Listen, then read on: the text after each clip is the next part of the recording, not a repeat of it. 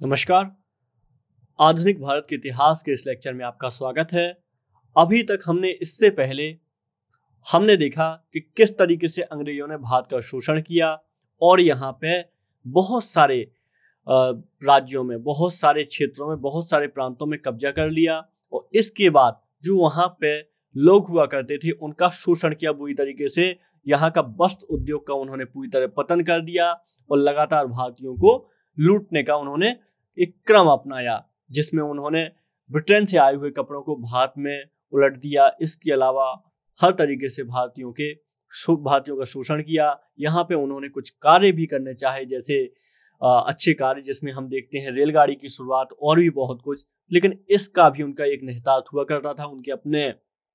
उनके अपने फायदे हुआ करते थे और साथ में इस तरीके के प्रोजेक्ट के लिए हमने देखा वित्तीय चरण में कि अगर उन्होंने ब्रिटेन से के लोगों से ऋण लिया कि हमें रेलगाड़ी लगानी है, आप हमें ऋण दे दो, हम आपको वापस कर देंगे ये पैसा, तो उन्होंने भारत को ऋण दिया अगर 100 रुपए, तो उन्होंने यहाँ से जो लोग वहां के लोग हुआ करते थे ब्रिटेन को, उनको 500 रुपए दिया। मतलब लाभांश पे भी उन्होंने ब्याज दिया। इस तरीके से उन्होंने भारत का शोषण किया और लगातार भारत को लूटा। आखिरकार दादा भाई नौरोजी ने इनके इस लूट को नौरोजी ने इस लूट को उन्होंने बताया और ड्रेन ऑफ वेल्थ की थ्योरी दी।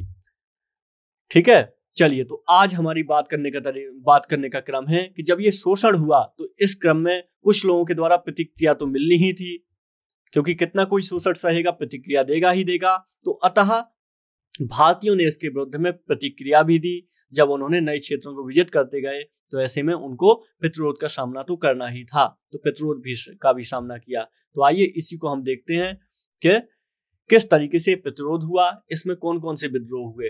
तो ऐसा ही एक विद्रोह हमें को देखने को मिलता है, सन्यासी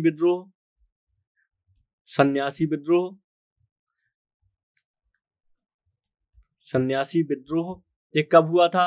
ये 2 बार हुआ। 1770 के दशक से 1820 तक चला, हालांकि टूट फूट के साथ चला, और कहीं कहीं पर ये 1763 से 1800 के बीच में भी इसका स्रोत मिलता है सन्यासी विद्रोह का। ये विद्रोह महत्वपूर्ण क्यों है? क्योंकि आपने सुना होगा बंकिम चंद्र चटर्जी के बारे में। बंकिम चंद्र चटर्जी के बारे में आपने सुना होगा। इन्होंने आनंद मठ नाम की एक किताब लिखी हुई है और इनका ये आनंद मठ का कथानक जो है ना, जो सिनॉप्सिस है, ये इसी विद्रोह पे आधारित है। इसलिए ये सन्यासी विद्रोह आपके लिए जानना महत्वपूर्ण है।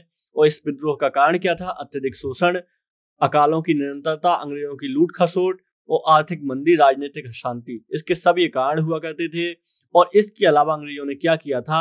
हिंदू व मुस्लिम तीर्थ स्थान जो हुआ करते थे, इन स्थानों पे यात्रा कर लगाया था। उन्होंने यात्रा पर कर लगाया था और बाद में प्रतिबंध भी लगा दिया। तो इस तरीके से सन्यासी विद्रोह हुआ था। तो ये एक काफी महत्वपूर्ण विद्रोह था।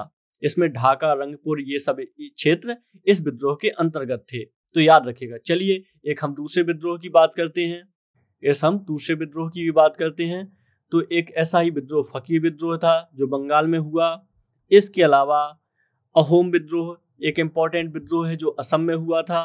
अहोम साम्राज्य आप जानते हैं असम का एक महत्वपूर्ण साम्राज्य हुआ करता था, लेकिन जब अंग्रेजों ने बर्मा युद्ध के बाद अंग्रेजों ने उत्तरी असम पर अधिकार कर लिया, 1824 में बर्मा विजय के बाद उत्तरी असम पर अधिकार कर लिया, तो ये विरोध फिर हुआ था इनके बाद और यहाँ पे विद्रोह फूट पड़ा। तो 1828 से 30 तक अहोमों ने गोमधर कुंवर नाम के व्यक्ति हुआ करते थे, इनके नेतृत्व में कंपनी के विरुद्ध विद्रोह किया। और जब विद्रोह सफल ना हो सका तो अंग्रेज अधिकारियों ने गोमधर कुंवर को गिरफ्तार कर अंततः विद्रोह को दबा दिया, अंग्रेज रोकने में सफल ना हो सके। तो इस तरीके से गोमधर कुंवर का नाम मिलता है हमें। इसके अलावा मिलता है कुमार रूपचंद्र। ये दूसरे विद्रोह को शुरू कर दिया असम के लोगों ने 1830 में, अहोम लोगों ने शुरू कर दिया कुमार रूपचंद्र के नेतृत्व में। हालांकि इसको भी दबा दिया अंग्रेजों ने, क्योंकि अंग्रेज बहुत बुरी तरह विद्रोह को दबा दिया करते थे। एक अन्य विद्रोह है पाइका विद्रोह। पाइका मतलब या पाइक विद्रोह भी इसको बोलते हैं। ये ओडिशा के किसान हुआ करते थे 1817 से 1825। तो उड़ीसा की जाति हुआ करती थी पाइक जाति थी। तो इसने एक ईस्ट इंडिया कंपनी के विरुद्ध सशस्त्र विद्रोह किया था, मतलब शस्त्रों के साथ, और ये उड़ीसा के खुर्दा जिले में हुआ था। यहाँ पे इसके नेता थे बख्शी जगबंधु विद्याधर। इनके नेतृत्व में ये विद्रोह संपन्न हुआ था।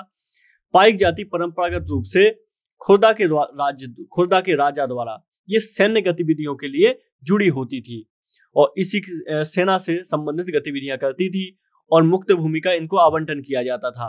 पाइक जनजाति को अंग्रेजों ने क्या किया, इस पर रोक लगा दी, इस पर बैन कर दिया। इस तरीके से क्या हुआ, और जबरन इन्होंने जो करों की वसूली थी इसको किया।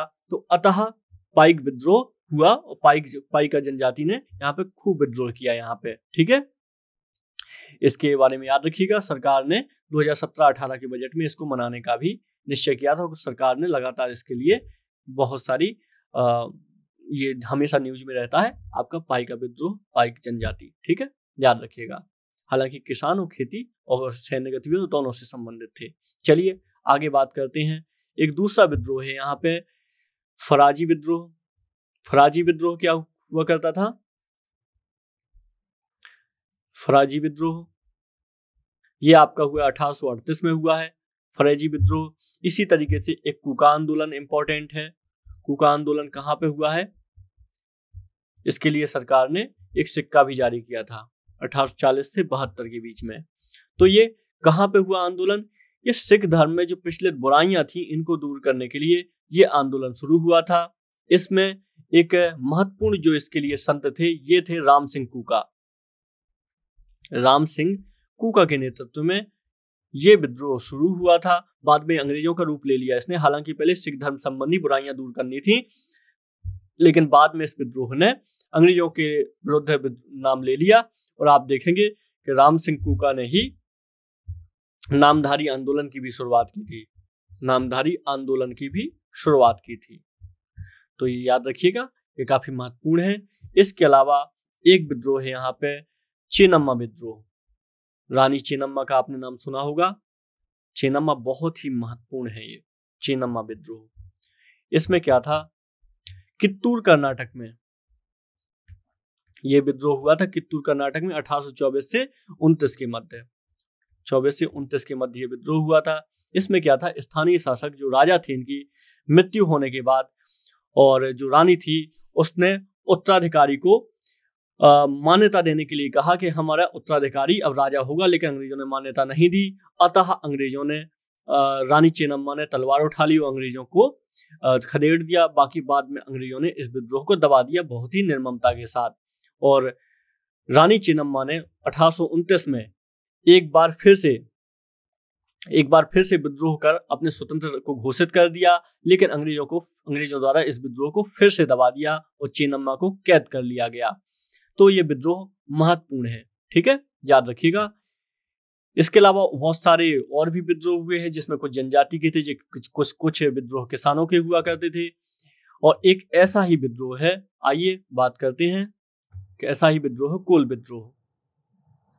ये कोल विद्रोह बहुत महत्वपूर्ण है। 1831-32 में हुआ था। तो कोल कहाँ रहते थे? सिंह भूमि जो है ये आप ऐसे समझिए, छोटा नागपुर का पठार है, जो झारखंड का एरिया देखिए आप, छोटा नागपुर। उदाहरण के तौर पे अगर हम ये भारत का मैप लें तो आप यहाँ देखेंगे ये आपका पड़ेगा उड़ीसा, बंगाल पड़ जाएगा यहाँ पे, यहाँ उड़ीसा यहाँ पे पड़ जाएगा, बंगाल पड़ जाएगा। यहाँ पे आप देखेंगे छत्तीसगढ़ हो जाएगा, ये झारखंड हो जाएगा यहीं पर। तो ये छोटा नागपुर का पठार एरिया है पूरा। तो यहाँ पे रहते थे ये कोल जनजाति के लोग। इनकी अपनी मान्यताएं हुआ करती थी, आज भी आदिवासी लोगों की मान्यताएं।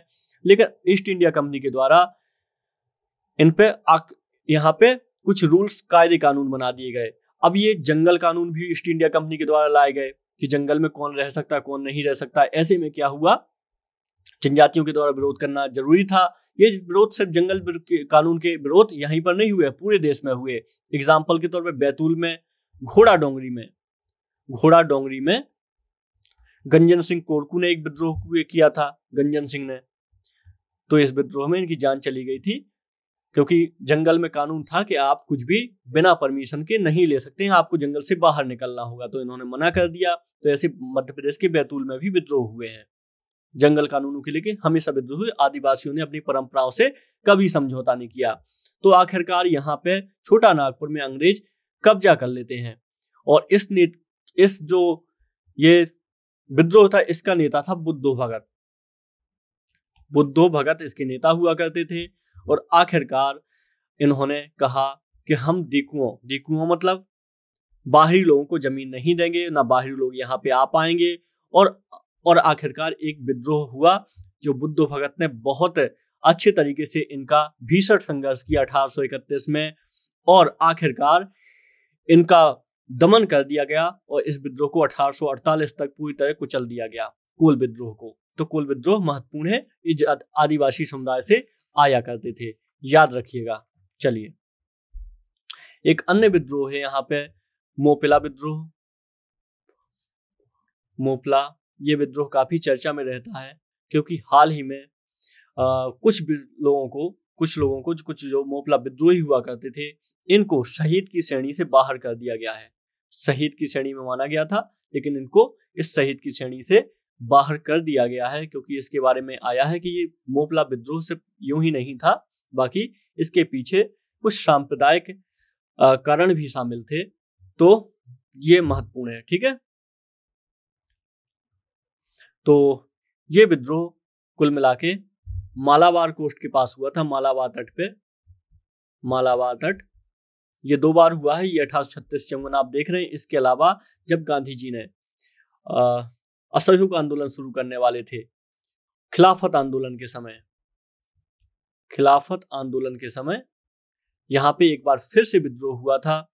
और इस बार ये विद्रोह था हिंदू वर्सेस मुस्लिम। जो किसान हुआ करते थे, जो हिंदू थे, ये बड़े जमींदार हुआ करते थे, यहाँ पे मुसलमान छोटे किसान हुआ करते थे। तो इनके विरुद्ध भी यहाँ पे भी एक बार विद्रोह हो चुका। इसको भी मोपला विद्रोह गिना जाता है। बाकी ये मालाबार तट पे भी यहाँ पे एक पहले विद्रोह हो चुका है। मालाबार तट यानी केरल के आसपास आप देख सकते हैं, जो ये भारत का तट है, इसको मालाबार तट कहा जाता है।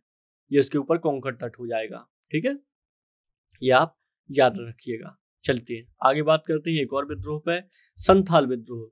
ये भी महत्वपूर्ण है। इनको हूल विद्रोह या संथाल विद्रोह दोनों कहा जाता है। 1855-56 में हुआ था, 1857 के तुरंत पहले। ये विद्रोह कहाँ पे हुआ? राजमहल पहाड़ियों के पास हुआ है। मतलब आप छोटा नागपुर का पठार का एरिया ही याद रख सकते हैं। ये भागलपुर से राजमहल की पहाड़ियों का क्षेत्र है। मतलब यूं तो बिहार में है, आज के हिसाब से बात करें तो भागलपुर से राजमहल की जो पहाड़ियां होती हैं, इस क्षेत्र में ये विद्रोह हुआ है। इसको संथाल परगना बोला जाता था। तो यहाँ पे जब अंग्रेजों ने नेतृत्व किया और अंग्रेजों ने कहा ये हमारा क्षेत्र है, आप यहाँ से बाहर निकलिए, इस तरीके की कुछ चीजें हुई, तो आखिरकार 1855 में सिद्धो और कान्हू नाम के 2 व्यक्ति को 1855 में नहीं, मतलब यहाँ पे ऐसे इसको समझिए कि 1855 में इनको पकड़ लिया गया बहुत जल्दी। हालांकि इन्होंने विद्रोह शुरू किया था। सिद्धो और कान्हू नाम के 2 व्यक्तियों ने यहाँ पे विद्रोह शुरू किया, और आखिरकार इनको 1855 में और 1856 में कान्हू को पकड़ लिया गया। 1855 में सिद्धो को, 1856 में कान्हू को पकड़ लिया गया।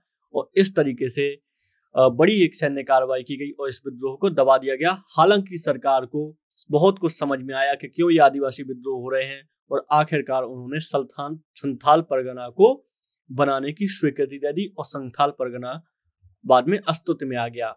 तो इस तरीके से विद्रोह महत्वपूर्ण है। ये विद्रोह इतना ज्यादा महत्वपूर्ण था कि इस विद्रोह जो ये भागलपुर का जो एरिया था ना, ये क्षेत्र था जो भागलपुर का, यहाँ से अंग्रेजी राज पूरी तरह खत्म हो गया था। राजमहल के क्षेत्रों में कंपनी शासन समाप्त हो गया था पूरी तरीके से। तो इसलिए ये विद्रोह महत्वपूर्ण है, संथाल विद्रोह। सिद्धो कान्हू का नाम याद रखिएगा आप।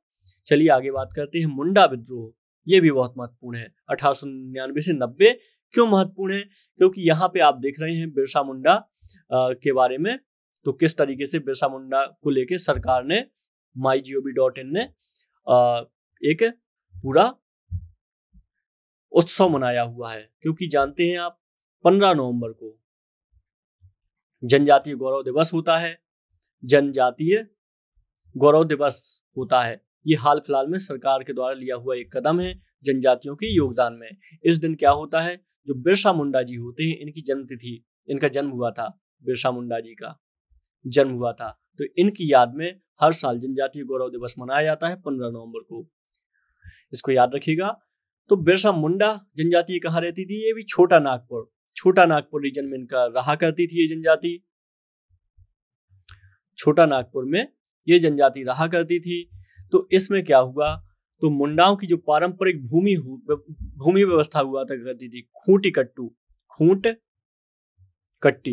कट्टी हुआ करती थी। सामूहिक खेती किया करते थे और खेती किया करते थे। तो इनका क्या किया गया, जमींदारी या व्यक्तिगत भूस्वामी वाली भूमि व्यवस्था में परिवर्तन कर दिया गया। जमींदारी वाली या फिर व्यक्तिगत भूमि की व्यवस्था में इनका परिवर्तन किया गया, इनसे लगान लिया जाने लगा। तो आखिरकार इस जो विद्रोह था इसकी शुरुआत हो जाती है। मुंडा विद्रोह को उलगुलान का नाम दिया जाता है। उलगुलान यानी महान हलचल इसका अर्थ होता है, इस शब्द का अर्थ होता है महान हलचल।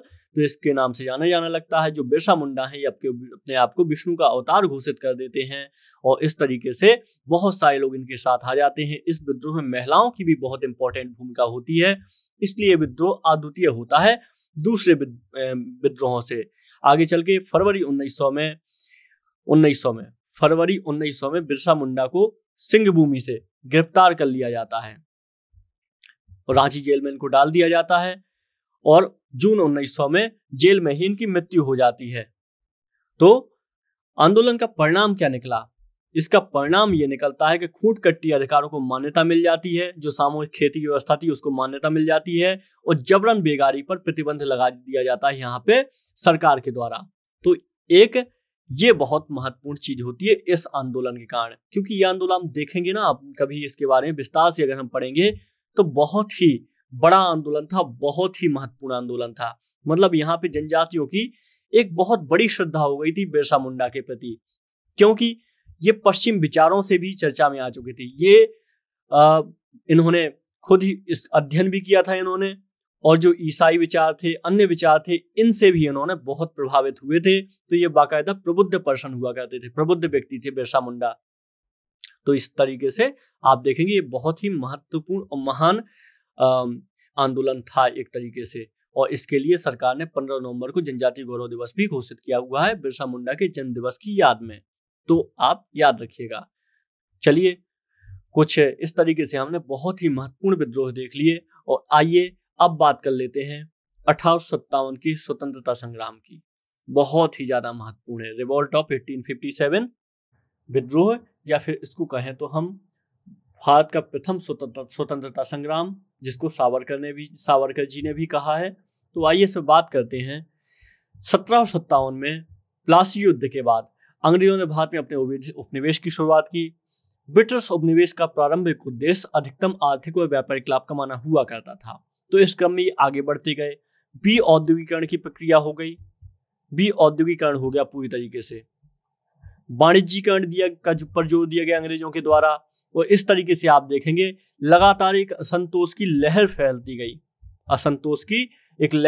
गई, यहाँ तक कि जो भारतीय सैनिक हुआ करते थे उनसे भी दो तरफा व्यवहार किया जाता था। हालांकि इन्हीं सैनिकों ने अंग्रेजों को भारत का एक बहुत बड़ा भाग जताया हुआ था। आगे चल के आप देखेंगे जब नेपाल विजय की अंग्रेजों ने, तो उसमें गोरखा सैनिक भी मिले, इनको सिख सैनिक भी मिले। तो इनको सब सैनिकों ने कुल मिलाकर भारत में इनकी विजय पे बहुत महत्वपूर्ण योगदान दिया था।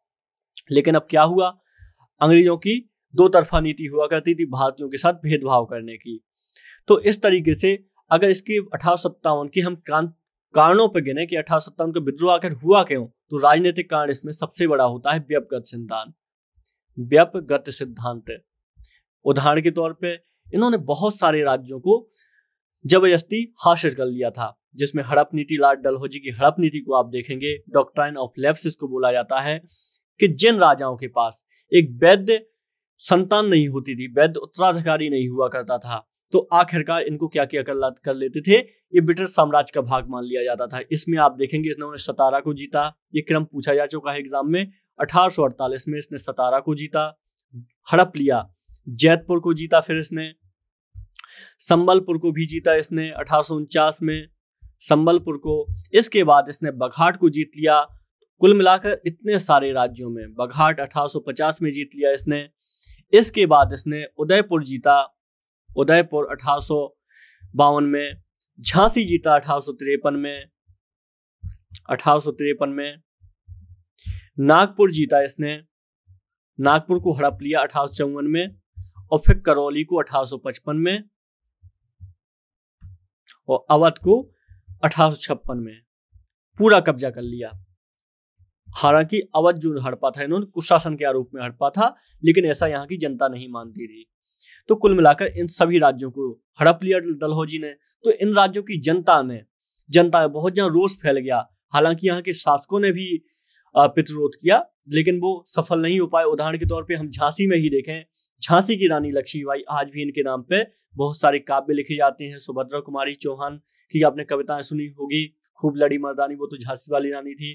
तो इन्होंने बहुत प्रतिरोध किया। इन्होंने सिंधिया से भी साथ देने के लिए कहा, जो उस समय सिंधिया हुआ करते थे, उन्होंने मना कर दिया। और इन्होंने तात्या टोपी की सहायता से काफी हद तक अंग्रेजों का सफाया किया, लेकिन हालांकि हार गई आखिरकार। तो ये व्यवगत सिद्धांत इसका एक बहुत बड़ा कारण हुआ करता था। इसके अलावा अगर हम और अन्य कारणों की बात करें तो इसमें बेली जली की सहायक संधि हुआ करती थी, जिसने राजाओं को पंगु बना दिया था, सहायक संधि ने। इसके अलावा हम देखें तो ये हो जाएगा, पेशवा की पेंशन रोक दी थी इन्होंने। हम जानते हैं कि जब अब तीसरा मराठा युद्ध हुआ तो पेशवा जो हुआ करता था, पुणे में रहा करता था, तो इनको इसने बाहर निकाल दिया और कानपुर शिफ्ट होने के लिए कहा। इस समय पेशवा नाना साहब हुआ करते थे, इनकी पेंशन रोक दिया आखिरकार। तो ये भी एक बहुत बड़ा कारण बना। और इस तरीके से आपने देखा राजनीतिक कारण, प्रशासनिक कारण भी हुआ करते थे कुछ। अंग्रेजों की भेदभावपूर्ण नीति हुआ करती थी। इसके अलावा न्याय के क्षेत्र में स्वयं को भारतीयों से उच्च मानते थे और अंग्रेजों के अलग न्याय प्रणाली और भारतीयों के लिए अलग मानते थे। डलहौजी ने क्या किया था, तंजौर और कर्नाटक के नवाबों की उपाधियां जब्त कर ली थी, उपाधियां इनकी छीन ली थी। मुगल शासक बहादुर शाह को अपमानित किया गया था लाल किले में। तो ये सारी घटनाएं। इसके अलावा प्रशासनिक संबंधी योग्यता की कार्य जो हुआ करते धर्म के आधार पर दिए जाने लगे। धर्म मतलब ईसाई अपनाओगे आप तो आपको ज्यादा वरीयता दी जाएगी, ज्यादा अच्छी चीजें होंगी। इसके अलावा जो अकालों की बारंबारता बहुत ज्यादा बढ़ गई थी, अकाल पड़ते थे जिसमें हजारों लोग मर जाया करते थे। तो ऐसे में ये सब कारण थे कि बहुत ज्यादा रोष का कारण बन रहे थे। तो आखिरकार जनता को हथियार तो उठाने ही थे। इसमें कुछ सामाजिक कारण भी थे। सामाजिक कारण में हम क्या क्या देख सकते हैं, सामाजिक में इसमें हम देख सकते हैं एक कुछ रूढ़िवादियां हुआ करती थी भारतीयों के मन में कि हम 7 समुंदर पार जाएंगे तो हमारा धर्म भ्रष्ट हो जाएगा। जबकि अंग्रेजों के द्वारा 7 समुंदर पार जाने के लिए उनको बोला जाता था कि हम बाहर के युद्ध लड़ेंगे, जो अफ्रीका में हमारे और भी जो उपनिवेश हैं वहां पे भारतीय सैनिकों को हम लेके जाएंगे। तो इस तरीके की चीजें थी। एक 1850 में धार्मिक निर्योग्यता अधिनियम आया था। इसमें ईसाई धर्म को ग्रहण करने वाले पैतृक संपत्ति में उनको अधिकार मिल जाता था, लेकिन हिंदू समाज में ये ऐसा नहीं था। ईसाई धर्म अगर आप लेते हैं, आप ग्रहण कर लेते तो आपको पैतृक संपत्ति में अधिकार मिल जाएगा। तो इस तरीके के अधिनियम आए। 1813 के चार्टर एक्ट में ईसाई मिशनरियों को भारत आने के लिए आमंत्रित कर दिया गया और ये भारत में आती थी, खूब धर्म परिवर्तन करवाती थी। इस तरीके से यहाँ पे जो दूसरे वर्ग हुआ करते थे इनको क्षुब्ध हो जाया करते थे। 1856 में डलहौजी के समय प्रस्तुत विधवा पुनर्विवाह अधिनियम को कैनिंग ने पारित कर दिया था। तो 1856 मतलब कुल मिला के जो विधवा पुनर्विवाह अधिनियम था, जो विधवा पुनर्विवाह अधिनियम हुआ करता था, इसको पारित कर दिया गया। तो इस तरीके से इनको लगा कि हमारी प्रथा में छेड़छाड़ कर रहे हैं अंग्रेज। इसके अलावा सती प्रथा के संबंधित एक्ट भी आप देख सकते हैं, इसको बंद करवा दिया गया 1829 में। तो कुल मिला के ये सारी जो चीजें थी, तो अंग्रेजों के ये सामाजिक कारण भी बने थे, इसमें धार्मिक कारण भी शामिल हुआ करते थे। अतः लोगों को लगा भारतीय लोगों को कि अंग्रेज हमें मिटाना चाहते हैं, बर्बाद करना चाहते हैं, खत्म करना चाहते हैं। आम जन जन के पास ये बात पहुंच गई और इसमें एक तात्कालिक कारण ये हो गया कि जो भारतीय सिपाही थे, यहाँ पे नई राइफल, एनफील्ड राइफल प्रस्तुत की गई और इसमें एक बात फैल गई कि जो कारतूस है इसमें गाय और सुअर की चर्बी कारतूस है, इसमें गाय और सुअर की चर्बी यूज की गई है। तो अतः सैनिकों ने इन कारतूसों को उपयोग करने से मना कर दिया और आखिरकार एक महान विस्फोट फूट पड़ा, जिसको हम प्रथम भारतीय स्वतंत्रता संग्राम कहते हैं। इसकी शुरुआत कहां से होती है? कारतूस की ये जो बात है, ये है मार्च 1857 की, जब मार्च 1857 की जब बैरकपुर के सैनिक मंगल पांडे इसकी विद्रोह की शुरुआत कर देते हैं। वो बोलते हैं कि हम नहीं मानेंगे इन सब चीजों को और हम इन कारतूसों का उपयोग नहीं करेंगे। आखिरकार आप देखेंगे 10 मई 1857 को मेरठ छावनी में तैनात आखिरकार आप देखेंगे 10 मई 1857 को मेरठ छावनी में तैनात भारतीय सेना ने चर्बीयुक्त कारतूस के प्रयोग से मना कर दिया और आखिरकार अपने अधिकारियों पर गोलियां चलाई। यहीं से प्रथम स्वतंत्रता संग्राम की शुरुआत हो जाती है और भारत में हल्ला बोल का नारा दिया जाता है। आइए विद्रोह का विस्तार देख लेते हैं कि किस तरीके से जो ये सैनिक थे, विद्रोह कर दिया था, बाहर निकलते हैं और पूरे भारत में घूमते हैं और भारत में एक अलग जगाते हैं कि हमें स्वतंत्र होना है, अब हमें और ज्यादा अंग्रेजों का प्रतिरोध नहीं सहना है, अशोषण नहीं सहना है। तो विद्रोह का आरंभ 10 मई 1857 को मेरठ छावनी में हो जाता है। इसके बाद ये सैनिक दिल्ली आते हैं और यहाँ पे बहादुर शाह जफर द्वितीय जो होते हैं, इनको अपना राजा घोषित कर लेते हैं। 12 मई को 1857 को दिल्ली पर अधिकार कर लेते हैं। ठीक है, क्रांति का नेता घोषित कर दिया जाता है बहादुर शाह जफर द्वितीय को। और आगे चल के जो कैप्टन होते हैं, कैप्टन एक हडसन होता है, इनके 2 पुत्रों को कैप्टन हडसन वचन देता है कि उन्हें कोई क्षति नहीं पहुंचाएगा और हालांकि बाद में इनकी गोली मारकर हत्या कर दी जाती है। तो आप देखेंगे अभी भी आपको जो किंग्स वे कैंप है यहाँ पे जीटीवी नगर के पास दिल्ली में, यहाँ पे अभी कैप्टन हडसन लाइन आपको मिल जाएगी।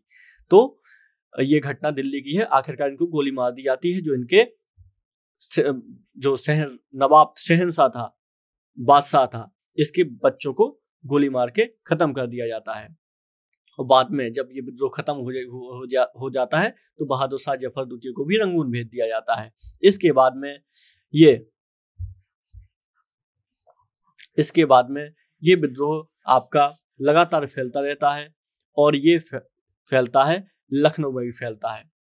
जो दिल्ली में विद्रोह फैला था ना 1857 का, इसके बारे में मिर्जा गालिब ने भी इसका उल्लेख किया है अपनी किताबों में।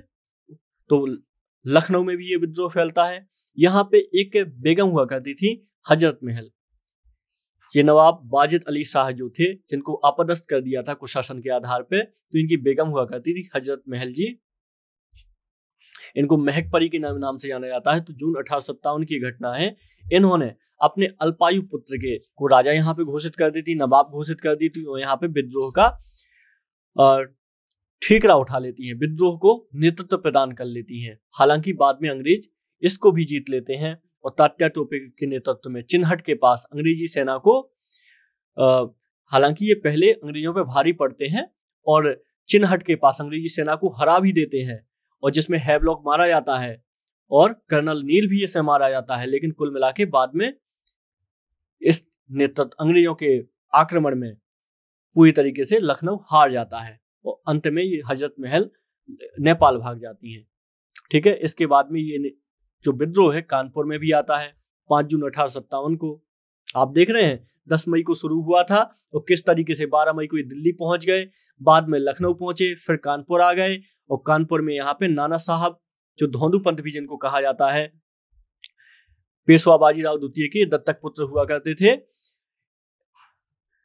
ये नेतृत्व का बीड़ा संभालते हैं तात्या टोपे, जिनका मुख्य नाम हुआ करता था, असली नाम रामचंद्र पांडुरंग। इनकी सहायता से यहाँ पे विद्रोह करते हैं। इसके बाद झांसी में विद्रोह की लहर पहुंचती है जून 1857 में। यहाँ पे लक्ष्मीबाई विद्रोह का नेतृत्व करती हैं। तो इस तरीके से देखें आप, बिहार में इसके बाद विद्रोह फैलता है। तो बिहार में जगदीशपुर में कुंवर सिंह यहाँ पे विद्रोह संभालते हैं। इसके बाद फैजाबाद में विद्रोह का नेतृत्व अहमदुल्लाह संभालते हैं। इसके बाद में इलाहाबाद, प्रयागराज जिसको अब बोला जाता है प्रयागराज, यहाँ पे भी जून के प्रारंभ में विद्रोह होता है। इसकी संभालते हैं मौलवी लियाकत अली, यहाँ पे कमान संभालते हैं। और आप देखेंगे इस तरीके से पूरे भारत में विद्रोह की लहर आ जाती है और अंततः अंग्रेज इस विद्रोह को खत्म करना शुरू कर देते हैं। उस समय लॉर्ड कैनिंग हुआ करता था। लॉर्ड कैनिंग वायसराय हुआ करता था, गवर्नर जनरल हुआ करता था, बाद में इसको वायसराय भी बनाया गया। तो कुल मिला के पूरे भारत में इस विद्रोह को दबा दिया जाता है। अगर आप देखें तो दिल्ली में बहादुर शाह जफर को जॉन निकोलसन और हडसन दबा देते हैं विद्रोह को। हडसन विद्रोह को दबाते हैं, जॉन निकोलसन और हडसन इस विद्रोह को दबा देते हैं। लखनऊ में आप देखेंगे तो बेगम हजरत महल, ये हेनरी लॉरेंस इस विद्रोह को दबा देते हैं। हेनरी लॉरेंस लखनऊ में इस विद्रोह को, बेगम हजरत लखनऊ में इसको हेनरी लॉरेंस दबा देते हैं। इसके बाद इसमें कानपुर में कैंपेबेल दबा देता है इस विद्रोह को। झांसी में जनरल ह्यूरोज, जगदीशपुर बिहार में मेजर विलियम टेलर, बेंसेंट आयर भी, फैजाबाद में इसको कैंपेबेल, और इलाहाबाद बनारस में इसको कर्नल नील, और बरेली में कैंपेबेल इस विद्रोह को दबा देते हैं। और आखिरकार ये विद्रोह समाप्त हो जाता है। इन्होंने एक चीज याद रखिएगा, फैजाबाद में मौलवी अहमदुल्लाह ने अंग्रेजों के विरुद्ध यहां पे जिहाद का नारा दिया था और तो अंग्रेजों ने इनके ऊपर 50,000 रुपए का इनाम घोषित किया था। तो ये मद्रास के रहने वाले हुआ करते थे, अहमदुल्लाह मद्रास के थे। यहाँ पे एक झंडा गीत की भी रचना हुई थी जिसे अहमदुल्लाह ने लिखा था यहीं पर विद्रोह के दौरान। लंदन टाइम्स के पत्रकार माइकल रसेल, इनके बारे में प्रश्न बन चुका है, माइकल रसेल ने इस विद्रोह का सजीव वर्णन किया हुआ है। ठीक है, यह पत्रकार संबंधित प्रश्न बन चुका है एग्जाम में, याद रखिएगा। तो इस तरीके से कुल मिला के आप देखेंगे तो पूरे भारत में विद्रोह चल रहे थे। इसमें मध्य प्रदेश भी अछूता नहीं रहा। मध्य प्रदेश में भी लगातार, जैसे इंदौर में शहादत खां और फिर पूरे मध्य प्रदेश में विद्रोह फैला। इसमें आप ग्वालियर में देखेंगे, गुना में विद्रोह फैला, मंदसौर में फैला, और यहाँ पे देखेंगे जबलपुर के पास महाकौशल प्रांत में पूरे में विद्रोह फैला और बहुत नए नायक निकल के आए जिन्होंने इस विद्रोह को संभाला। तो कुल मिला के पूरे भारत में, पूरे कम से कम उत्तर भारत में ये विद्रोह फैला था। तो इसलिए महत्वपूर्ण है ये विद्रोह। ठीक है, इसके बारे में याद रखिएगा।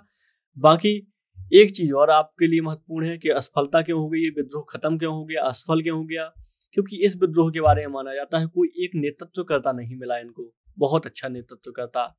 अंग्रेजों ने खुद माना है अगर एक अच्छा नेतृत्वकर्ता इनके पास होता तो भारत में अंग्रेजों की शक्ति उसी समय खत्म हो चुकी होती और भारत आजाद हो गया होता।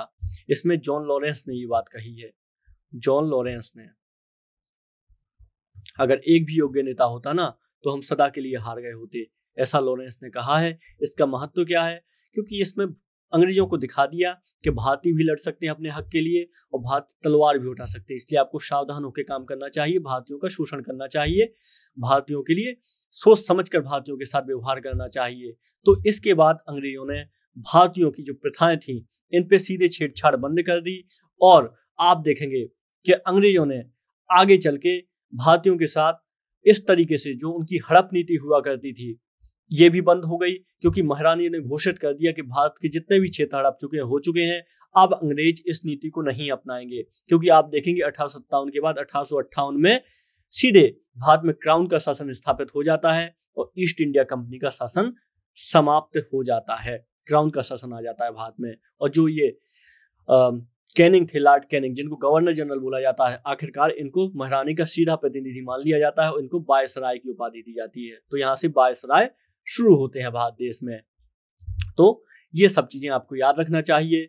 इसमें बहुत सारे इतिहासकारों का अपना मत भी है जो अपने अपने हिसाब से इस विद्रोह को तौलते हैं, जिसमें से कुछ लोग कहते हैं ये धर्मांधों का ईसाइयों के विरुद्ध एक गृह युद्ध था, तो ये LER जीज बोलते हैं। इसके अलावा राष्ट्रीय विद्रोह था ना, ये राष्ट्रीय विद्रोह था और यह राष्ट्रीय विद्रोह था, ना कि यह कोई क्षेत्रीय विद्रोह था या सिपाही विद्रोह था, ऐसा बोलते हैं। बेंजामिन डिज़रेली जी बोलते हैं। बेंजामिन डिजरेली बोलते हैं ये बात। इसके अलावा 1857 का विद्रोह ना तो प्रथम ही था और ना राष्ट्रीय था और ना यह स्वतंत्रता संग्राम था। आरसी मजूमदार जो इतिहासकार हैं ये इस बार ऐसा बोलते हैं। इसके अलावा आप देखेंगे बीडी सावरकर यहाँ पे बोलते हैं, श्री बीडी सावरकर जी, यह विद्रोह राष्ट्रीय स्वतंत्रता के लिए लड़ा गया सुनियोजित संग्राम था, राष्ट्रीय विद्रोह था, यानी ये राष्ट्रीय स्वतंत्रता संग्राम इनको कहा हुआ है श्री बीडी सावरकर जी ने। ठीक है ये। और बाकी इसके अलावा यह अंग्रेजों के विरुद्ध हिंदू मुसलमानों का षड्यंत्र था, जेम्स आउटरम और डब्ल्यू टेलर बोलते हैं। तो इनकी कोई बात नहीं, बस ये याद रखिएगा, आपकी राष्ट्रीय स्वतंत्रता संग्राम श्री सावरकर जी बोलते हैं इसको। इसमें कुछ पुस्तकें भी लिखी गई इसके ऊपर। तो 1857 में सावरकर जी ने ही लिखी थी एक पुस्तक the Indian independence, the Indian war of independence, the Indian war of independence, independence, ये किताब लिखी है श्री सावरकर जी ने, याद रखिएगा। इसके अलावा 1857 the great revolt Ashok Mehta ने लिखी हुई है और बहुत सारी किताबें लिखी गई हैं, जैसे 1857 एस.एन. सेन के द्वारा लिखी गई। तो ये कुछ किताबें थी, इनके बारे में भी आप याद रख सकते हैं, बहुत ज्यादा महत्वपूर्ण नहीं है एग्जाम में, सावर की किताब आप जरूर याद रखिएगा। तो इस तरीके से 1857 की हमने यहाँ पे देखी लड़ाई किस तरीके से भारत में हुई और किस तरीके से इसको अंग्रेजों ने दमन कर दिया। हम आगे देखेंगे कि किस तरीके से फिर एक नया दौर शुरू होता है और कांग्रेस की स्थापना होती है 1857 में। इसके साथ हम देखेंगे जो भारत में पुनर्जागरण होता है, क्योंकि आपको पता है एक हमारे यहाँ बहुत रूढ़ियां चल रही थी और बहुत कुरीतियां थी, तो इनको खत्म करने के लिए भारतीयों के द्वारा कुछ कदम उठाए गए। इन पर भी हम बात करेंगे पुनर्जागरण के दौर में, ठीक है, अगले लेक्चर में। तो इस लेक्चर को हम यहीं कंप्लीट करते हैं। बहुत बहुत शुक्रिया, नमस्कार।